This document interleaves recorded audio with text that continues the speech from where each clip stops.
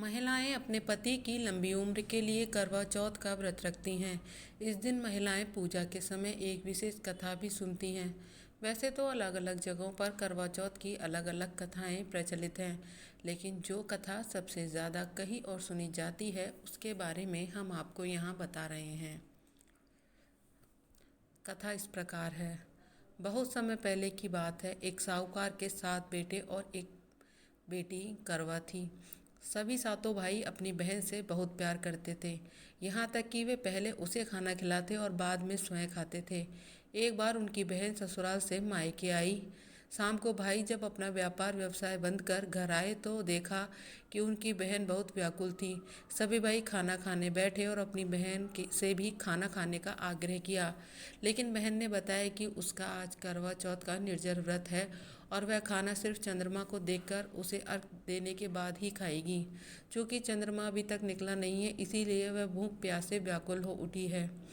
सबसे छोटे भाई को अपनी बहन की हालत देखी नहीं जाती और वह दूर पीपल के पेड़ पर एक दीपक जलाकर छलनी की ओट में रख देता है। दूर से देखने पर वह ऐसा प्रतीत होता है जैसे चतुर्थी का चांद उदित हो उठा हो। इसके बाद भाई अपनी बहन को बताता है कि बहन, चांद निकल आया है, तुम उसे अर्घ देने के बाद भोजन कर सकती हो। बहन खुशी के मारे सीढ़ियों पर चढ़कर चांद को देखती है और उसे अर्घ देकर खाना खाने बैठ जाती है। वह पहला टुकड़ा मुंह में डालती है तो उसे छींक आ जाती है। दूसरा टुकड़ा डालती है तो उसमें बाल निकल आता है और जैसे ही तीसरा टुकड़ा मुंह में डालने की कोशिश करती है तो उसे पति की मृत्यु का समाचार उसे मिलता है।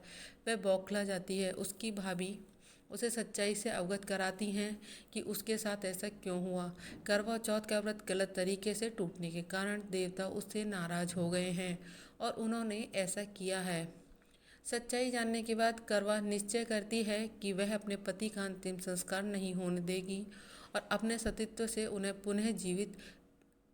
पुनर्जीवन दिलाकर रहेगी। वह पूरे 1 साल तक अपने पति के सबके पास बैठी रहती है, उसकी देखभाल करती है, उसके ऊपर उगने वाली सुईनुमा घास को वह एकत्रित करती जाती है। 1 साल बाद फिर करवा चौथ का दिन आता है। उसकी सभी भाभियाँ करवा चौथ का व्रत रखती हैं। जब भाभियाँ उससे आशीर्वाद लेने आती हैं तो वह प्रत्येक भाभी से यम सुई ले लो, पिय सुई दे दो, मुझे भी अपनी जैसी सुहागिन बना दो, ऐसा आग्रह करती है। लेकिन हर बार भाभी उसे अगली भाभी से आग्रह करने का कहकर चली जाती है। इस प्रकार जब छठे नंबर की भाभी की बारी आती है तो वह उससे भी यही बात दोहराती है। यह भाभी उसे बताती है कि चूंकि सबसे छोटे भाई की वजह से उसका व्रत टूटा था, अतः उसकी पत्नी में ही शक्ति है कि वह तुम्हारे पति को दोबारा जीवित कर सकती है।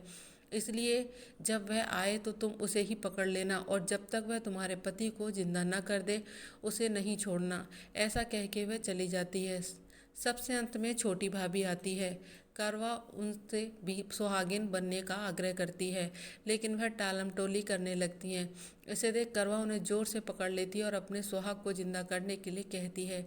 भाभी उसे छोड़ने की कोशिश करती है, लेकिन करवा नहीं छोड़ती। अंत में उसकी तपस्या को देख भाभी पसीज जाती है और अपनी छोटी उंगली को चीर कर उसमें से अमृत उसके पति के मुंह में डाल देती है। करवा का पति तुरंत श्री गणेश कहता हुआ उठ बैठता है।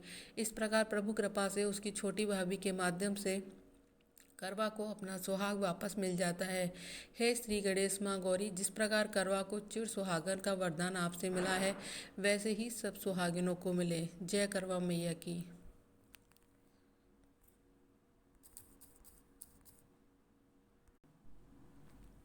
महिलाएं अपने पति की लंबी उम्र के लिए करवा चौथ का व्रत